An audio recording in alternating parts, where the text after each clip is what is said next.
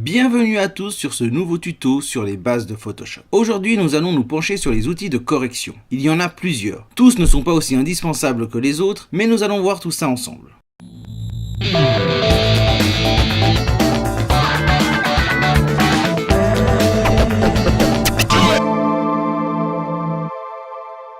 Avant de commencer, si vous voulez que je retouche l'une de vos photos pour un tutoriel de Lightroom à Photoshop, n'hésitez pas à m'en envoyer. Vous trouverez un lien en description pour le faire. Il me faut un RAW ou un TIFF de votre RAW. J'en profite aussi pour vous dire que si vous voulez de sympathiques avantages et du contenu supplémentaire exclusif, tout en me soutenant, je vous invite à faire un tour sur ma page Tipeee. Vous verrez que les contreparties sont plus qu'au top. Revenons à nos moutons. Ce qu'il faut savoir, c'est qu'il y a plusieurs façons d'utiliser ces outils de correction. Certaines détournées, mais aujourd'hui, on va voir les bases. Pour les petites techniques plus précises, on verra ça sur des retouches complètes dans des situations réelles. Les outils de correction se trouvent là et là. Ici, c'est le fameux outil tampon que tout le monde connaît, la star des outils de correction. Ici, on trouve dans l'ordre le correcteur localisé, le correcteur, l'outil pièce et l'outil de déplacement. On ne va pas s'attarder sur l'outil de correction des yeux rouges qui n'est pas très utile à mon sens. Avant même de commencer, je vais vous apprendre à utiliser ces outils de façon non destructive et sur des calques vides. Malheureusement, certains d'entre eux ne permettent pas de le faire. On verra comment s'adapter dans ce cas. L'autre chose à savoir, c'est que je ne vais pas vous présenter ces outils dans l'ordre d'apparition, mais plutôt dans l'ordre décroissant de leur utilité en retouche. Et je garde l'outil tampon pour la fin, vous comprendrez pourquoi après. Le premier outil que l'on va voir, c'est l'outil pièce. L'outil pièce fonctionne de façon ultra simple.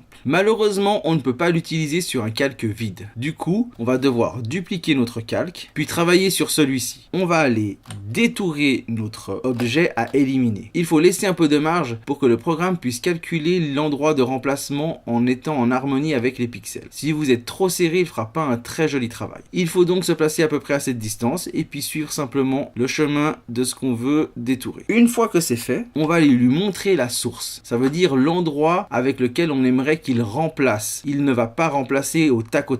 Il va faire un calcul pour harmoniser tout ça. Mais il a besoin de savoir avec quel genre de structure vous allez être remplacé. Donc ici, c'est pas mal. Si je désélectionne, on voit qu'il a fait un travail plutôt correct. Ici, on voit qu'il y a une zone de transition un peu franche, mais on verra plus tard comment l'éliminer. Nous allons donc voir maintenant l'outil de déplacement. Celui-ci s'utilise un peu comme l'outil pièce. Il a deux façons de faire. 1. Déplacer un objet, donc le prendre, le mettre ailleurs et remplir l'endroit où il était. Ou 2. Étendre, ce qui veut dire qu'il va simplement cloner l'objet. Donc si on duplique notre oiseau, il va le mettre une fois ici, puis le laisser là. L'avantage qu'il a par rapport à l'outil pièce, c'est qu'il peut fonctionner de façon non destructive sur un calque vide. Alors pourquoi j'aime tellement travailler sur un calque vide? Tout simplement pour gagner en puissance. Je m'explique. Chaque fois que vous remplissez un calque complètement, votre programme doit gérer toutes les pixels de ce calque. Alors que si vous travaillez sur un calque vide, il ne devra gérer que les pixels qui sont créés sur ce calque vide. Donc on comprend très vite que pour la mémoire de votre ordinateur et sa puissance de calcul, moins il y a de calques vides, plus il sera performant. On prend donc un calque vide et pour être sûr qu'il travaille bien sur le calque vide et qu'il ne vous fasse pas de misère, il faut cliquer ici pour échantillonner tous les calques. Ensuite, ça fonctionne comme l'outil pièce. On va sélectionner avec un peu de marge, histoire qu'il puisse travailler à la réintégration. Puis, on va déplacer notre objet où on veut. On peut l'agrandir ou le rétrécir au besoin. Dans ce cas-là, je vais le laisser de la même taille. On appuie sur retour et on le laisse travailler. On notera que l'enlever, il le fait très bien. Comme avec l'outil pièce, il y a toujours ces zones de transition un peu difficiles, mais il le fait très bien. Par contre, le réintégrer, c'est un poil plus complexe. On verra tout à l'heure comment régler ce genre de petits problèmes. Vous verrez, c'est pas si compliqué que ça. Le prochain outil, c'est l'outil correcteur. L'outil correcteur fonctionne un peu comme l'outil tampon. On va voir ça tout de suite. Mais avant tout, on va prendre un nouveau calque, bien vérifier qu'ici ce soit marqué actif et inférieur. Puis, tout comme l'outil tampon que nous verrons tout à l'heure, il faut lui donner une zone à dupliquer, puis lui indiquer ce qu'on veut éliminer. Par rapport à l'outil tampon, ce qu'il va faire de plus intelligent, c'est qu'il va calculer tout seul l'harmonisation des couleurs et des tons. Donc on voit qu'il a fait un superbe travail ici. Je vais aller de ce côté et je vais faire la même chose. Et on va voir ici la limite de cet outil, c'est que si je vais éliminer ici et que je vais toucher la tête de mon oiseau, il va avoir tendance à la dupliquer lui aussi. Pour avoir un travail plus propre, on peut utiliser un autre outil qui fonctionne de façon incroyable. C'est certainement un de mes outils de correction préférés parce qu'il est très intelligent. Je veux parler de l'outil correcteur localisé. Alors il peut également travailler sur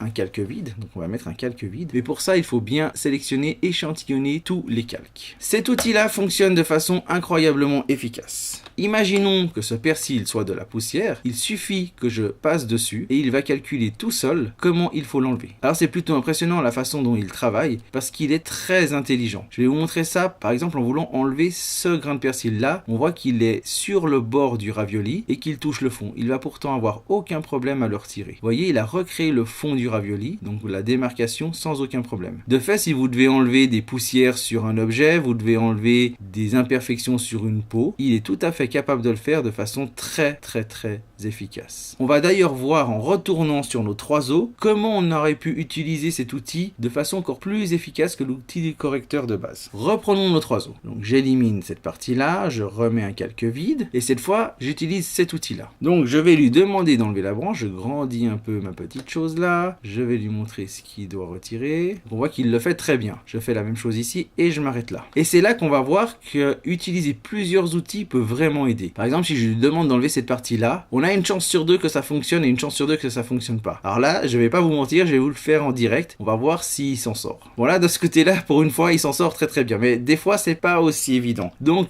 quand on n'est pas sûr de son efficacité ou qu'on voit que son efficacité n'est pas probante, il suffit de repasser sur l'outil correcteur, de lui dire je veux que tu dépliques cette zone-là, venir là, on veut remplacer. Donc, on se met bien dessus, puis on va sur le côté là, sur le côté ici, et il va faire ça très bien. Après, il ne faut jamais hésiter à utiliser vos outils pour recorriger certaines zones. Typiquement, on voit ici qu'il y a eu un petit défaut. Donc, on peut vraiment venir corriger tout ça de façon très facile. Et c'est bien sûr la multiplication des différents outils qui fera un travail ultra propre. Il ne faut pas imaginer que vous pouvez utiliser qu'un type d'outil correcteur et avoir un travail ultra parfait. Enfin, tout dépend. Si vous devez enlever 3 grains de poussière ou 2-3 grains de persil, on a pu voir que cet outil-là fonctionne parfaitement bien. Mais si vous devez faire quelque chose de plus complexe, comme on l'a vu tout à l'heure, il va falloir multiplier les outils. Et c'est ainsi que je vais vous montrer comment fonctionne l'outil tampon. Il ne faut plus voir l'outil tampon comme l'outil qui va permettre de corriger des points, mais plutôt comme un outil correcteur qui va permettre d'harmoniser certaines zones. En effet, l'avantage de l'outil tampon, c'est qu'il fonctionne exactement comme l'outil pinceau. Alors pour ceux qui ne sauraient pas utiliser l'outil pinceau, je vous invite à regarder là-haut, il y a une vidéo d'explication. Quand on utilise l'outil tampon, on peut voir qu'on peut utiliser le flux et l'opacité. Alors j'aime bien mettre le flux à 10%, ce qui permet de faire une correction tout en douceur. Et encore une fois, il faut bien utiliser actif et inférieur pour l'échantillonnage. On met un nouveau calque et on va voir comment on va harmoniser notre petit oiseau de façon ultra simple avec l'outil tampon. On va d'abord s'occuper de la zone ici, cette zone de transition un peu marquée.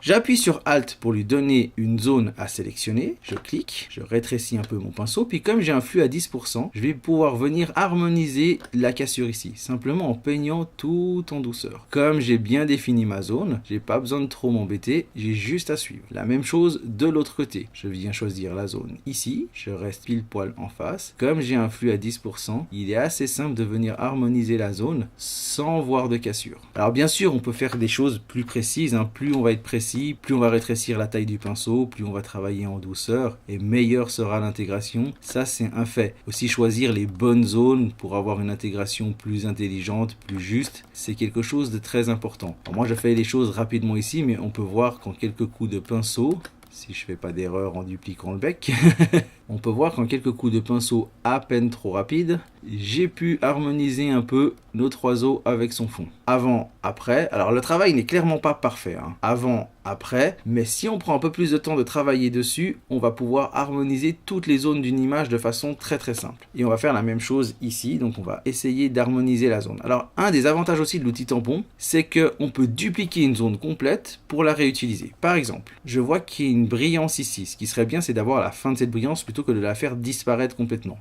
Je sélectionne cet endroit, je vais peindre n'importe où ici, juste pour avoir la fin de la zone. Je fais CTRL ou commande T, je retourne ma zone, voilà, je la place ici. Et puis là, je peux ajouter un masque de fusion, prendre mon outil pinceau sur les noirs avec un flux de 10% et puis venir simplement harmoniser tout ça. Et ça a été fait grâce à l'outil tampon, j'ai juste dupliqué une zone. On va voir comment utiliser plusieurs outils. Je vais vous faire ça sur un autre cas concret. Bonjour monsieur le héron. On va utiliser plusieurs outils pour enlever cette branche et harmoniser le tout. Alors, dans un premier temps, nouveau calque, vide. Je prends mon outil de correction directe et puis tout simplement, je vais enlever ma branche. Alors on voit qu'ici il nous a fait une très jolie cassure puis que là c'est pas parfait. On va également essayer d'enlever le reflet ici. Et la même chose, il y a quelques petites imperfections. Alors pour régler cette cassure ici, on prend un nouveau calque, notre outil tampon, on sélectionne une zone idéale ici, j'agrandis un peu, puis avec un flux de 10%, je vais simplement venir harmoniser tout ça.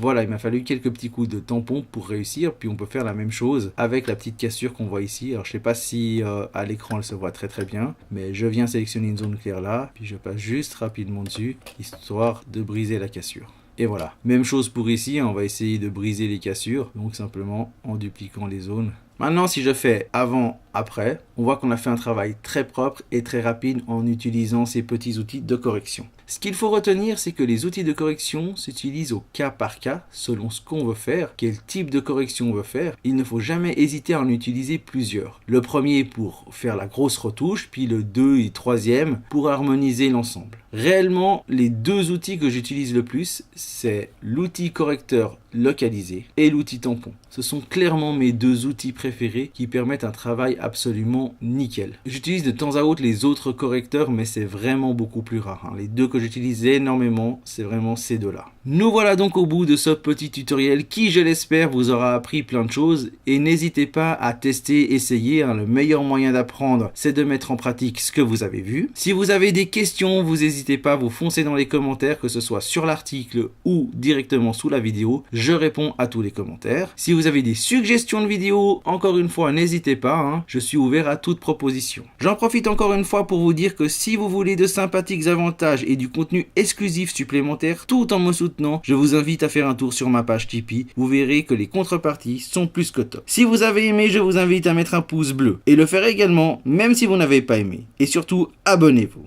Ciao!